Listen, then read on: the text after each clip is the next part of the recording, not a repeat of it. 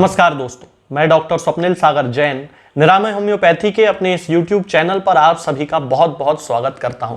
दोस्तों, कई बार हमारे साथ ऐसा होता है कि हमें हमारे शरीर में किसी भी रोग में, किसी भी बीमारी में एक चुभन जैसी महसूस होती है। वो चुभन ऐसा लगता है जैसे अंदर से या बाहर से कोई पिन चुभा रहा हो, कील चुभा रहा हो, और उसमें चुभन के साथ साथ दर्द होता है, जलन होती है। यदि ये सिम्टम आपको किसी भी बीमारी में देखने को मिले, मान लीजिए एग्जाम्पल दे देता हूं मैं आपको, डिप्थीरिया हो, गले में दर्द हो, चुभन हो और सुई जैसा दर्द हो रहा हो, या फिर टॉन्सिलाइटिस हो, गले में दर्द हो, चुभन हो और सुई जैसा दर्द हो रहा हो, फेरेंजाइटिस हो, गले में दर्द हो, चुभन हो और सुई जैसा, चुभने जैसा दर्द हो रहा हो, लिवर में कोई परेशानी हो, पेट में कोई परेशानी हो, गैस बन रही हो और ऐसा लग रहा हो कि गैस जो है वो भी चुभ रही है, उसमें भी अंदर से पेट में ऐसा लग रहा है जैसे सुइयां बहुत सारी पेट में चुभाई जा रही हो, या फिर बवासीर की शिकायत हो, हेमोरॉइड्स की शिकायत हो, पाइल्स की शिकायत हो और ऐसा लगता हो कि बहुत ज्यादा तेज चुभन वहां पे हो रही है। लैट्रिन करने के बाद एनस के आसपास बहुत ज्यादा जलन पड़ रही है, या फिर किसी को फिशर हो गया हो और फिशर होने के बाद वहां पे जो घाव बना है उस घाव में बहुत ज्यादा जलन है और चुभने जैसा वहां पे दर्द है। ये सारे जो लक्षण हैं, ये सारी जो बीमारियां हैं, इन सारी बीमारियों में एक सिम्टम जो कैरेक्टरिस्टिक है, जो मुख्य है सभी में, वो ये है कि चुभन जैसा दर्द, सुइयों के चुभने जैसा दर्द उस मरीज को हो रहा है।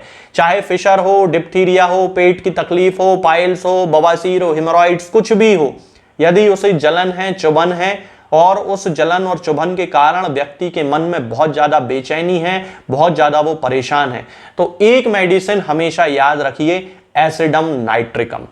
ये वो दवा है जो आपके फिशर को भी ठीक कर सकती है, डिप्थीरिया को भी ठीक कर सकती है, पेट की समस्याओं को भी ठीक कर सकती है, बवासीर को भी ठीक कर सकती है, हेमोरॉइड्स को भी ठीक कर सकती है। कोई भी बीमारी हो, यदि चुभन है, दर्द है, जलन है, तो फिर एसिडम नाइट्रिकम या नाइट्रिक एसिड जो होम्योपैथी की दवा है, इसका यूज हम कर सकते हैं। इसके अलावा भी और भी बहुत सारे कैरेक्टरिस्टिक सिम्टम होते हैं नाइट्रिकम एसिडम के, लेकिन उन सभी में कहीं ना कहीं आपको जलन और चुभन और ये जो दर्द है वो हमेशा देखने को मिलेगा। इसके अलावा यदि किसी व्यक्ति की यूरिन में, यानी कि उसकी पेशाब में बहुत ही ज्यादा स्मेल आती है, बहुत ही ज्यादा बदबू आती है, और बहुत सारे लोग उसको स्पेसिफाई कर देते हैं, वो बताते हैं कि डॉक्टर साहब ऐसी बदबू आ रही है जैसे घोड़े की पेशाब की बदबू हो, तो फिर एसिडम नाइट्रिकम का यूज वहां पे किया जा सकता है। हालांकि घोड़े की स्मेल या घोड़े की यूरिन की स्मेल जो है वो सीपिया में भी देखने को मिलेगी और बेंजोइकम एसिडम में भी देखने को मिलेगी, लेकिन इन दोनों ही दवाओं में वहां पे जलन देखने को नहीं मिलेगी, जो कि जलन आपको एसिडम नाइट्रिकम में देखने को मिलेगी। अब इस सिम्टम का उपयोग हम कहां कर सकते हैं? यदि किसी व्यक्ति को बार बार यूटीआई हो जाता है, और यूटीआई का मतलब कि उसको यूरिनरी ट्रैक्ट इन्फेक्शन हो जाता है, उस कंडीशन में जबकि उसके मूत्र मार्ग में किसी प्रकार का इन्फेक्शन हो गया है तो उसे जलन पड़ती है, सामान्य सी बात है, सबको पता है। अब यदि जलन के साथ साथ उसे पेशाब में बदबू आ रही है तो फिर एसिडम नाइट्रिकम का यूज हम लोग कर सकते हैं बड़ी आसानी से, क्योंकि वहां पे जलन भी होगी, वहां पे स्मेल भी होगी, तो वो यूटीआई को पूरी तरह से ठीक कर सकती है। अब कई लोग ऐसे होते हैं जिनको कि लैट्रिन करके आने के बाद बहुत लंबे समय तक उनके एनस यानी कि गुदा के आसपास अंदर रेक्टम में बहुत ही ज्यादा जलन होती है, बहुत ही ज्यादा तीव्र वेदना उनको होती रहती है, और उनसे उठते बैठते काम करते बिल्कुल नहीं बनता है, क्योंकि वहां पे फिशर्स बन गए होते हैं, यानी कि गुदा मार्ग के आसपास बहुत सारे घाव बन गए होते हैं और उन घाव में बहुत ज्यादा जलन, तीव्र वेदना, बहुत ज्यादा दर्द ये उस पेशेंट को हो रहा होता है। तब एक कॉम्बिनेशन हमें हमेशा याद रखना चाहिए दो दवाओं का। सबसे पहले तो हमें एसिडम नाइट्रिकम ही लेके आना है, और दूसरा हमें प्यूनिया ऑफिसिनेलिस लेके आना है। प्यूनिया ऑफिसिनेलिस का मदर टिंचर और एसिडम नाइट्रिकम की 200 पोटेंसी हमें लेके आना चाहिए। 200 पोटेंसी की 2-2 बूंद सुबह शाम पेशेंट को देना शुरू करें, और प्यूनिया ऑफिसिनेलिस के मदर टिंचर की 10-10 बूंद आधे कप या 1 कप पानी में मिलाकर दिन में 3 बार उसे देना शुरू करें। आप देखेंगे कि ना केवल उसका फिशर ठीक होने लगेगा, यानी कि लैट्रिन के रास्ते के पास में जो उसका घाव है वो ठीक होने लगेगा, बल्कि उसके साथ साथ उसकी जलन पूरी तरह खत्म हो जाएगी, उसका पेट अच्छे से साफ होने लगेगा, और यदि उसके पूरे कॉन्स्टिट्यूशनल स्टेटस से मैच करती है ये दवा, तो उसे कब्ज की समस्या से भी छुटकारा मिल जाएगा। तो ये एसिडम नाइट्रिकम का बड़ा कैरेक्टरिस्टिक सिम्टम होता है। मेंटली एक सिम्टम बड़ा इस पेशेंट में देखने को मिलता है, और वो ये होता है कि ये जो पेशेंट होता है वो अपने जीवन में कभी किसी को माफ नहीं करता है। यदि उसके साथ किसी व्यक्ति ने मान लीजिए गलती से भी कोई गलत काम उसके साथ हो गया, किसी ने उसे गलती से चोट पहुंचा दी मानसिक या शारीरिक, तो वो व्यक्ति जो एसिडम नाइट्रिकम का पेशेंट होगा वो जीवन भर इस बात को भूलेगा नहीं।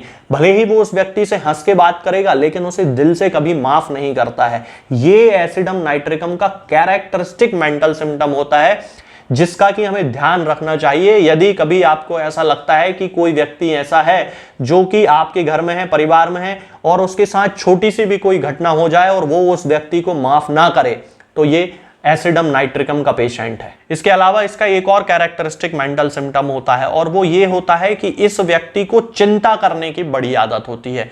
हेल्थ से रिलेटेड हो सकता है, स्वास्थ्य संबंधी चिंता हो सकती है, अपना स्वास्थ्य हो, घर में किसी का, परिवार जन का स्वास्थ्य हो, पड़ोसी का स्वास्थ्य हो, किसी का भी हो, अननेसेसरी चिंता इसको लगी रहेगी। इसके अलावा इसे भविष्य की चिंता लगी रहेगी, फ्यूचर में क्या होगा, कल क्या होगा, परसों क्या होगा, आने वाले समय में क्या होगा, इस तरह की अननेसेसरी चिंताएं उसके मन में लगी रहती हैं। और सबसे ज्यादा जो चिंता उसके मन में होती है वो अपने स्वास्थ्य को लेकर होती है। और ये चिंता उसे कब डेवलप होती है, ये एक कैरेक्टरिस्टिक सिम्टम है। ये तब डेवलप होती है जब वो किसी व्यक्ति की बीमारी के बारे में सुन लेता है या मृत्यु के बारे में सुन लेता है। मान लीजिए एक एग्जाम्पल है कि बहुत सारे लोग ऐसे होते हैं जिनके शरीर में कोई बीमारी तब उत्पन्न होती है जबकि उस व्यक्ति के परिचय में किसी व्यक्ति को या तो कोई बीमारी हो जाए या फिर उसकी डेथ हो जाए। तो ऐसा बहुत सारे लोग सिम्टम बताते हैं कि डॉक्टर साहब जब से उस खबर के बारे में सुना है तब से ये बीमारी हमें आ गई है, और अब तो हमें इसकी इतनी चिंता होने लगी कि कहीं हम मर ना जाएं।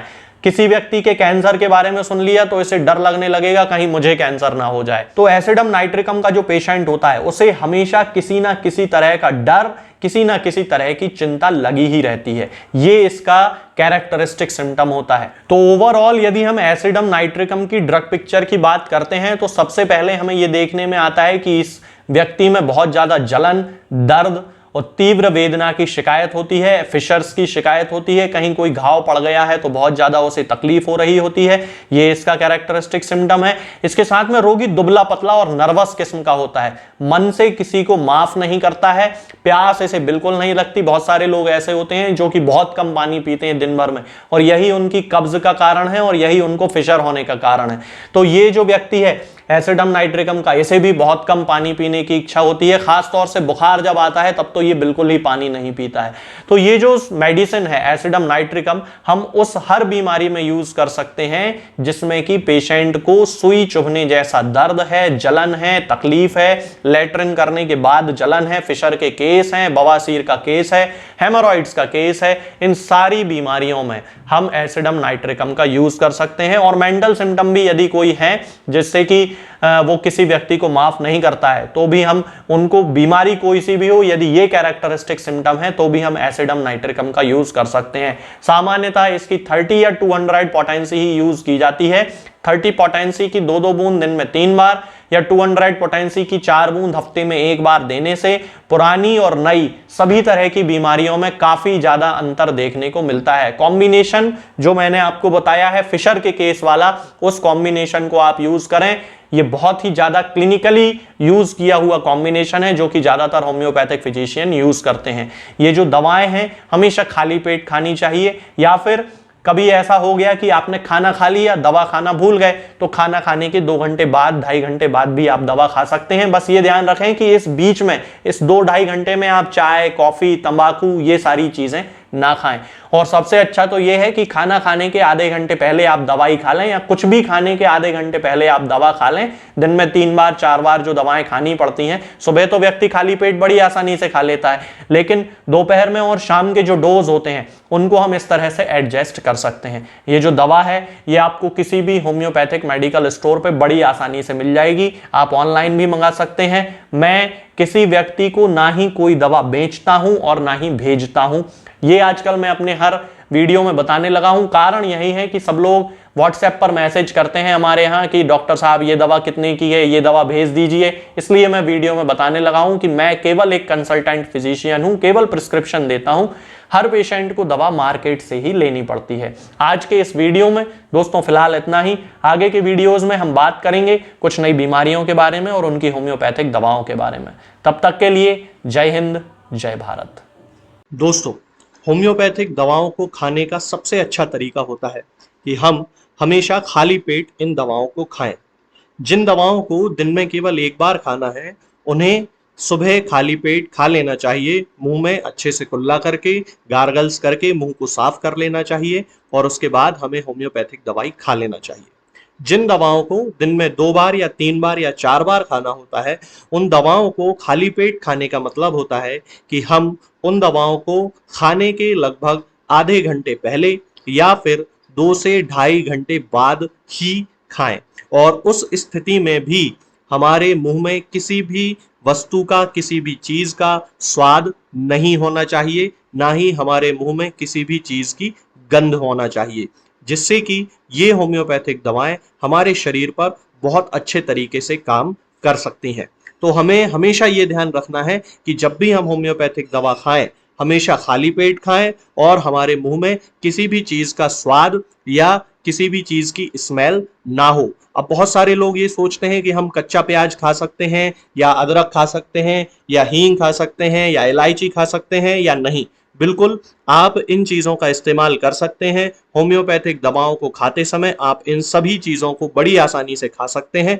बस याद ये रखना है कि जब भी आप होम्योपैथिक दवा खाएं, इनमें से किसी भी वस्तु का, किसी भी चीज का स्वाद आपके मुंह में ना हो। यानी कि जब भी आप इन्हें खाएं तो इनके खाने से या तो आधे घंटे पहले होम्योपैथिक दवा खा लें या फिर इन्हें खाने के 2-2.5 घंटे बाद, जब कि आपने मुंह में अच्छे से कुल्ला कर लिया हो, अच्छे से गार्गल्स कर लिए हो, तब इन होम्योपैथिक दवाओं को खाएं। तो आपको हमेशा होम्योपैथी के सबसे अच्छे रिजल्ट देखने को मिलेंगे। लोग गलती यही कर देते हैं कि वो प्याज खाना छोड़ देते हैं, कच्चा प्याज, लहसुन, अदरक, हींग सब खाना छोड़ देते हैं, लेकिन फिर भी उनको मुंह में सफाई ना होने के कारण होम्योपैथिक दवाओं का अच्छा रिजल्ट देखने को नहीं मिलता है। ये होम्योपैथिक दवाएं आपको किसी भी ऑनलाइन फार्मेसी पर या आपके घर के नजदीक किसी भी होम्योपैथिक मेडिकल स्टोर पर बड़ी ही आसानी से उपलब्ध हो जाएंगी। ये दवाएं हर होम्योपैथिक फार्मेसी पे उपलब्ध होती हैं,